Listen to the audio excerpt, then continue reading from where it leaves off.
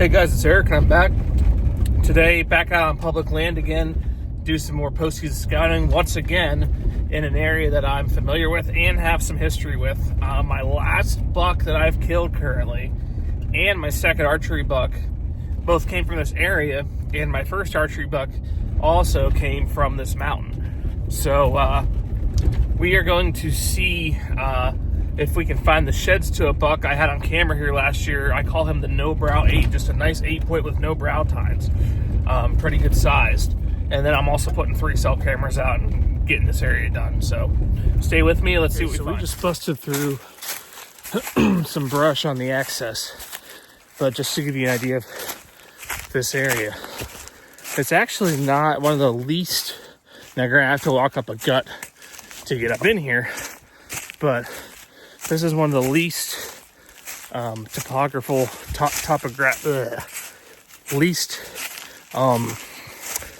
topographical would be the right word, areas I hunt. It's just pretty much a flat top. I mean, there's some slight elevation changes, but not a whole lot. The covers would hold the deer up here, as well as, there's some acorns here. Some of yours helps too. So I'm going to walk up this gut, and then once we get to the first area, which is getting 2 cameras, and is the area I killed 2 bucks at in here,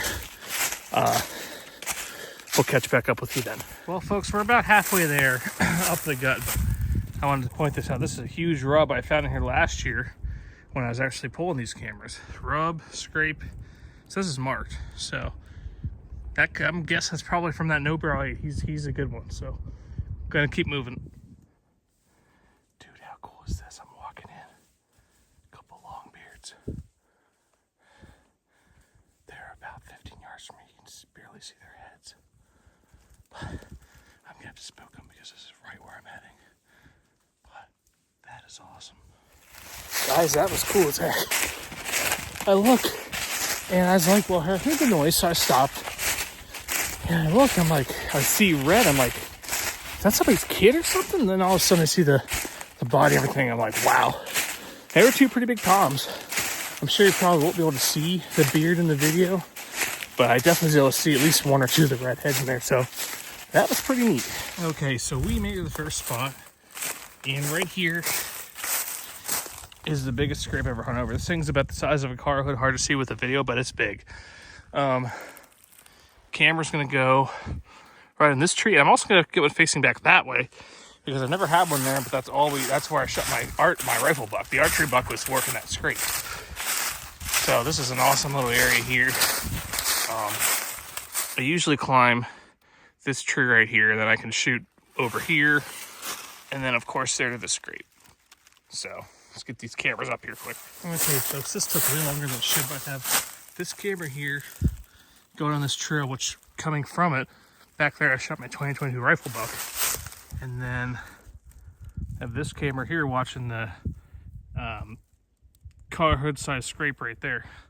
It's got this pretty well covered. Multiple trees here that can be climbed.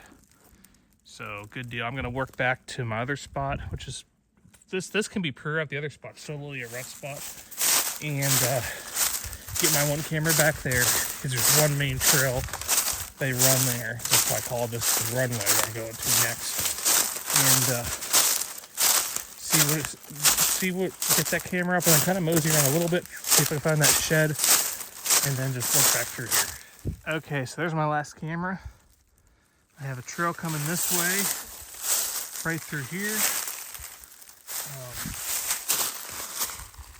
I can basically get up in any of these trees here. I think I've hunted those before, or over this way, depending. So this is where I had him coming through last year during the rut. And so I'm going to walk this a little more, though. I'm going to investigate kind of the bedding area, because I've noticed deer going this way, which had been the way I'm accessing for both morning and evening here. And I realized that I only should be accessing that way in the morning because of what my camera showed me, plus sightings on stand this season.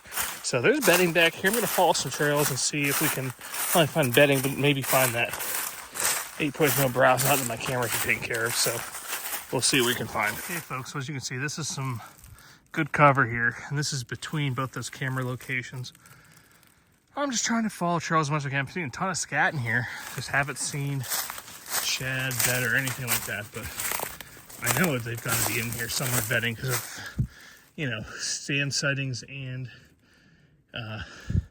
one of the cameras. So I'm gonna keep looking through here until we get back to the trail, then probably head out. But I like where I put my cameras. I'm glad I added a second camera to that one spot because a buck I passed on this year walked right by that and there's no camera there. So we're gonna keep going through this and see if we can find anything.